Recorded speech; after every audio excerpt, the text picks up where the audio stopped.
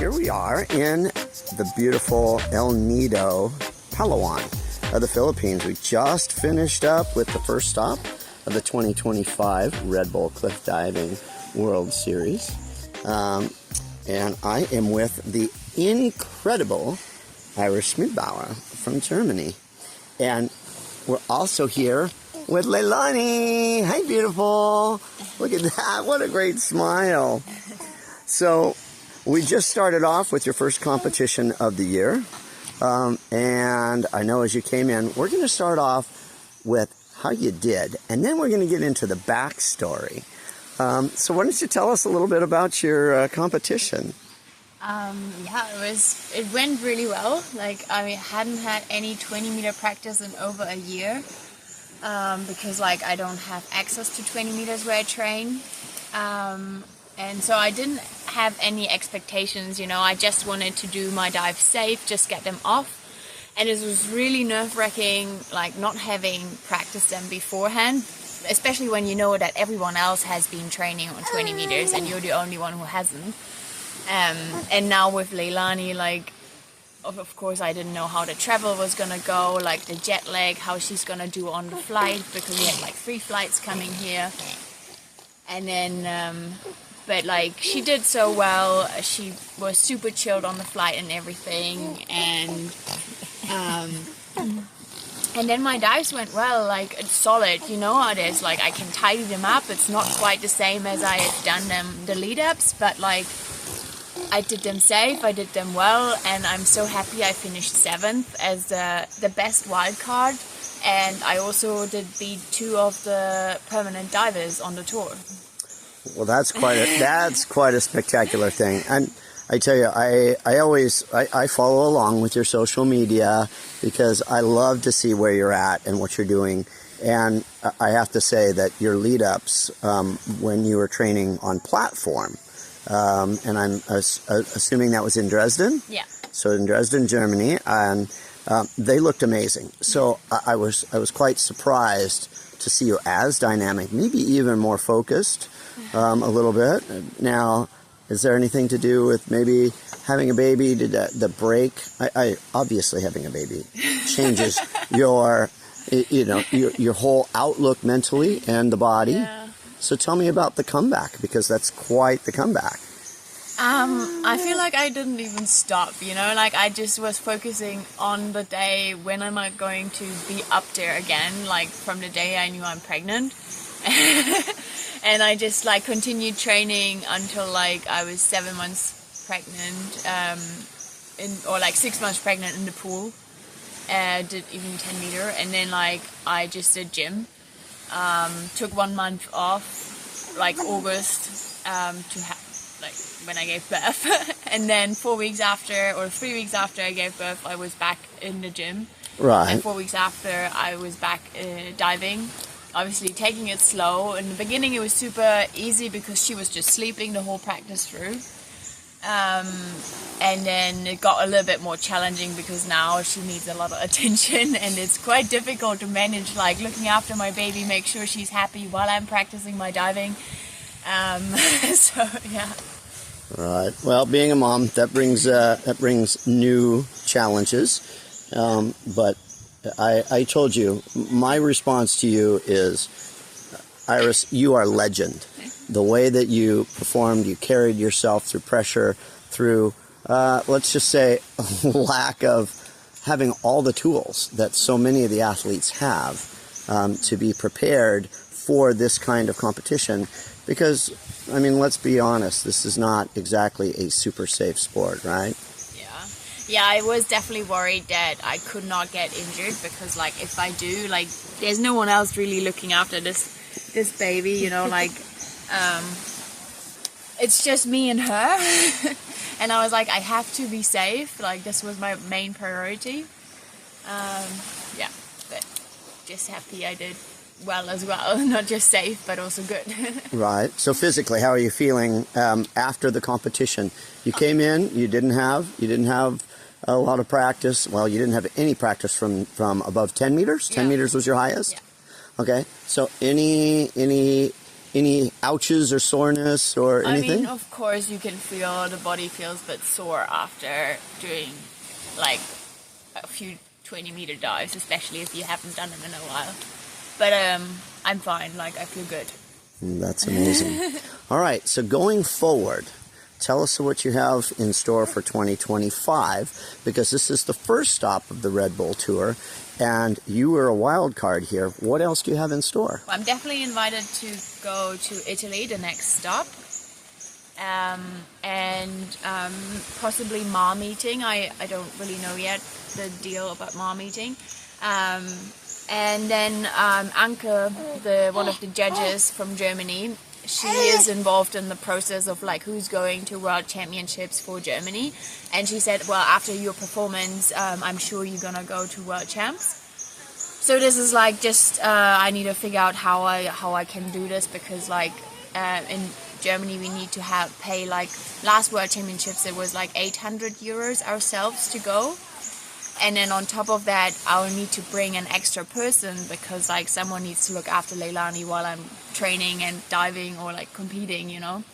And Singapore is not cheap. Like I need flight and accommodation in Singapore for an extra person, plus the money I need to pay to my federation to even compete. So I really, really, really want to go. Like I'm gonna work hard and somehow hopefully figure out a way, but that's like, yeah, my concern now. I'm not sure if I can figure this out. Well, now a lot of athletes have sponsorship that are able to do this.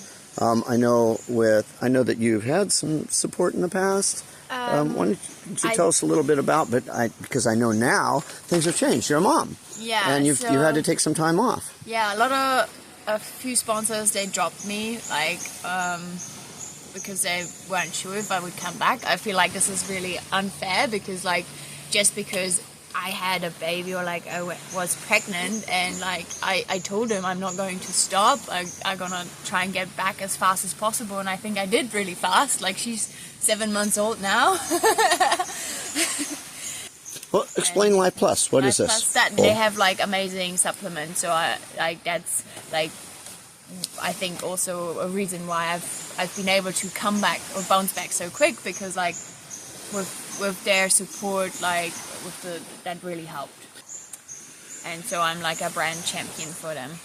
Excellent. And how long have you been with that? I've been with them now. This is the 3rd year, and they supported me through pregnancy, so that was really nice. Yeah. Right. Well, I say that there's a lot of sponsors out there, but there's not a lot of partners. Now, a partner would be somebody that you're working together with, where you support them through their changes and they support you through your changes, because you're working towards the long-term goals in the future. So something like that where Life Plus stuck with you, that sounds like a partnership to me, not necessarily a sponsorship. So good for you both, especially with you doing so well at this competition. I did see you wearing the Life Plus brand while you were competing, and that's very cool. So we have possibly Mar meeting, which is in southern Italy. We have possibly Singapore. We have the Red Bull in Polignano. That's the 2nd stop. Yeah. So you get to go to the first 2 stops, and that means if you have a good competition there, we know that means there's a chance for a 3rd and 4th, but.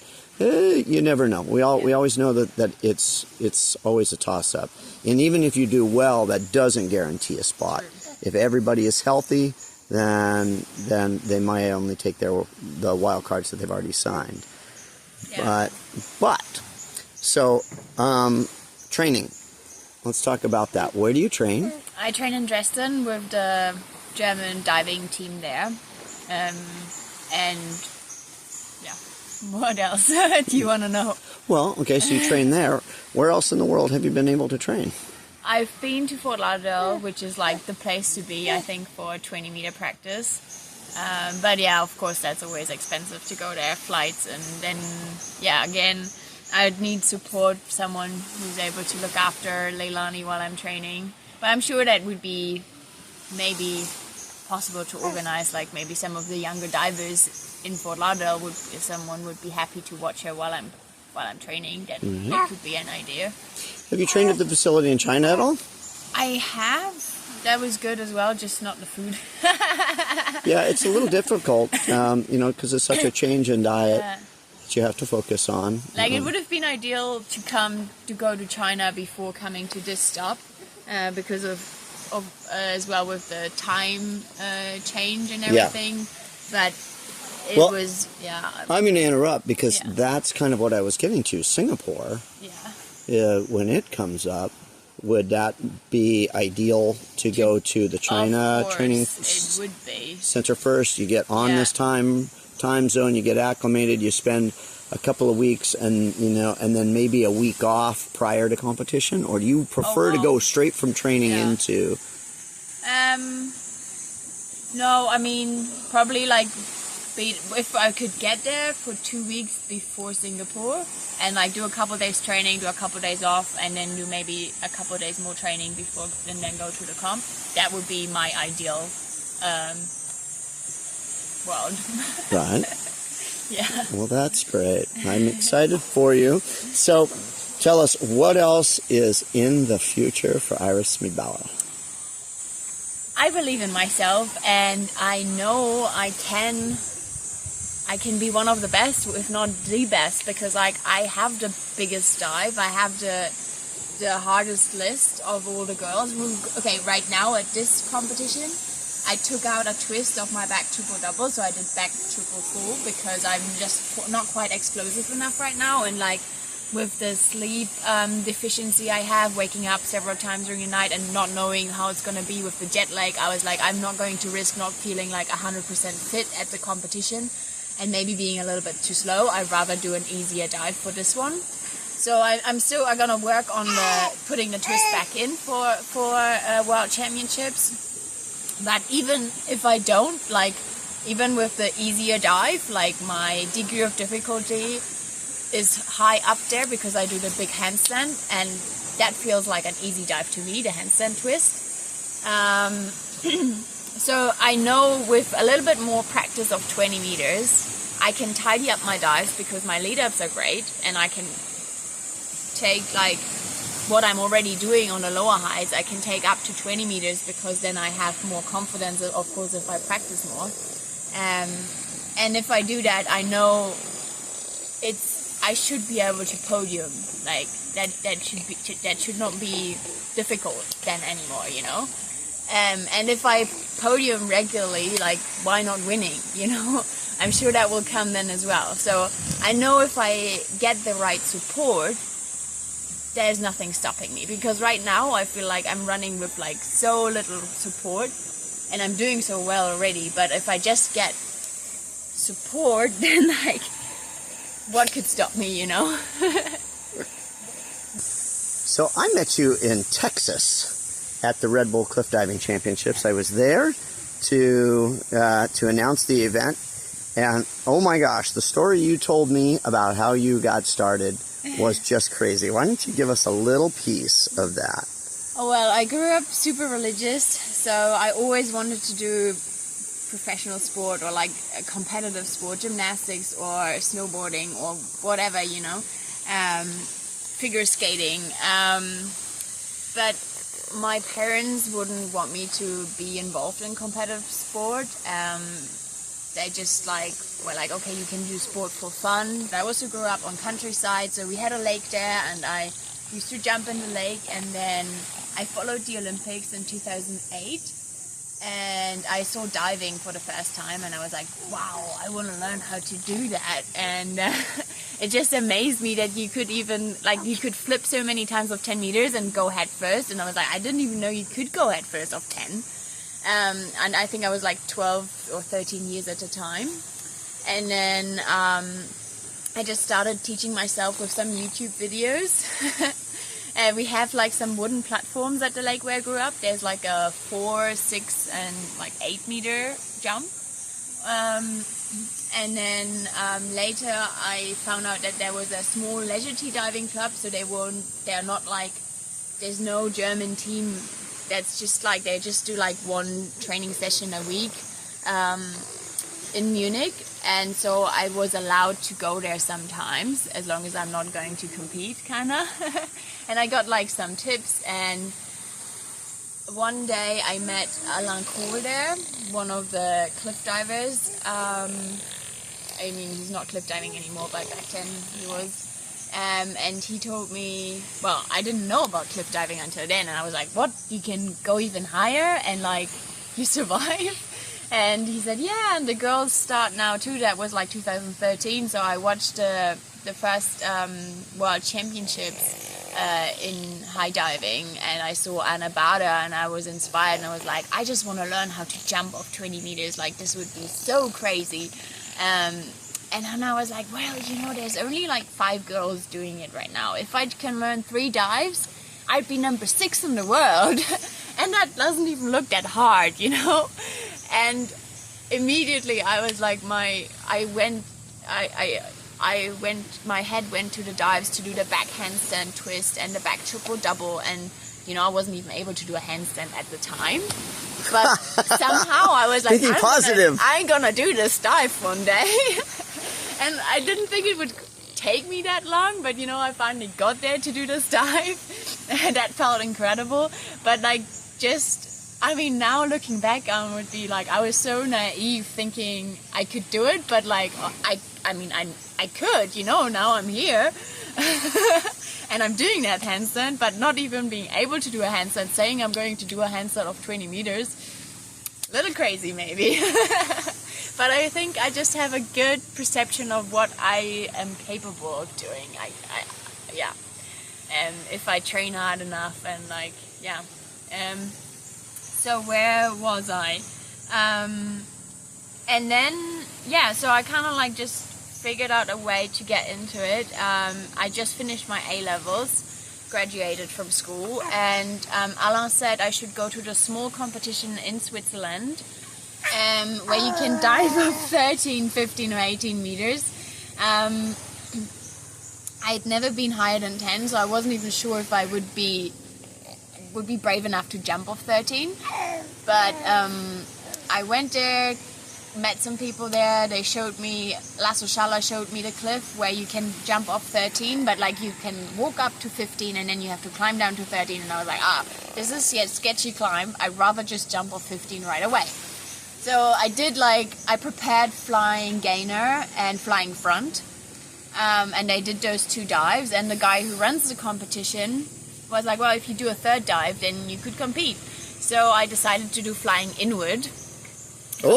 Yeah, I competed of 15 meters, came 2nd. We were 3 girls, and after the competition I did my first dive of 18 meters, which was a flying inward, because somehow I was most comfortable with that dive. And at the time I wasn't able to do a Barani yet. And then I went and did a small show, Walibi Park in France, in Agen, and that's where I learned like double half on the springboard, and I did the fire dive, and then after that I went to visit Aiden Heslop and his family, because I met them at that competition in Switzerland, and they invited me to come to England I just wanted to, actually I think I probably asked if I could come and go and visit them, and they said yes. Because I wanted to improve my English. At the time my English wasn't that great. So I went to visit, and they organized that I could go and train with Aiden Heslop in the club while I was staying there. And this was like so much fun. I never had like proper coaching, you know. I didn't know you had to do dryland training, and that this would help for diving. I hope you don't mind if I like feed her while I continue talking.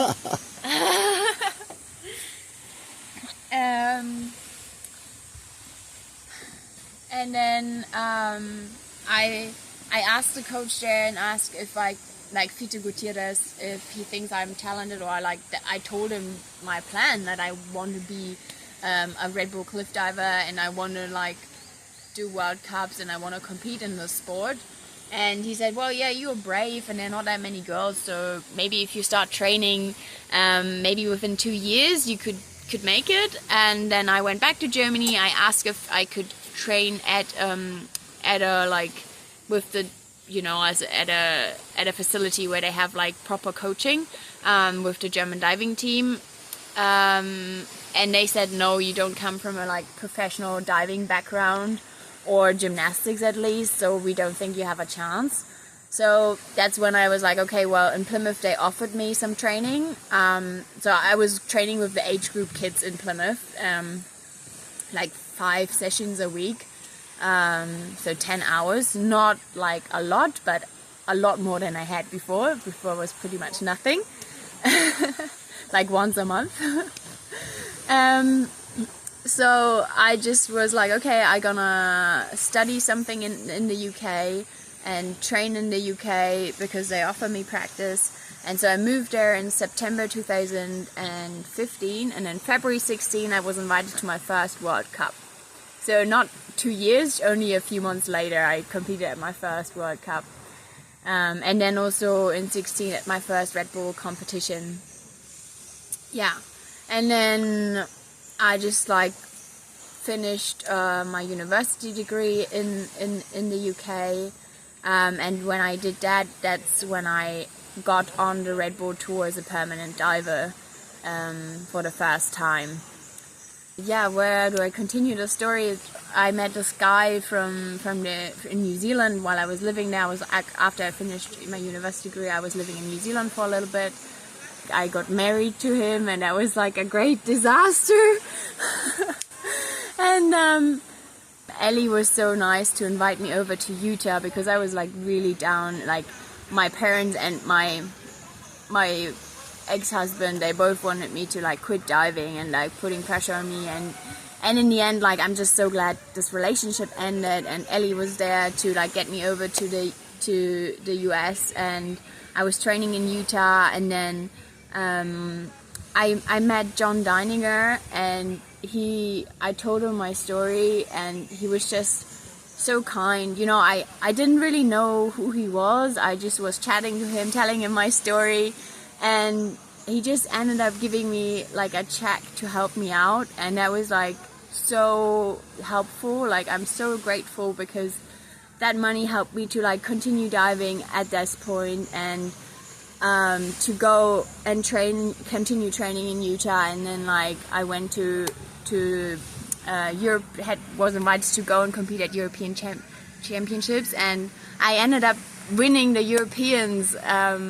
And I'm sure like this was because I got like this help from Ellie and from John, because without those two, I don't think I would have been able to do it. Yeah. That's pretty amazing that it just fell into place at the right time. Yeah. You know, for you to be able to continue, because, hey, let's face it, this is not an easy game to play, because it's a professional sport, and professional sports mean you need money to be able to do it. It's not mom and dad that support. It's, you know, at your age, you're not a child anymore, so it's hard to find and make it work. I have responsibilities for her, and somehow I need to figure out how I'm gonna be able to continue following my dream, but also able to like give her everything she needs, you know. Right. Well, thank you for sharing your story with us and your beautiful daughter.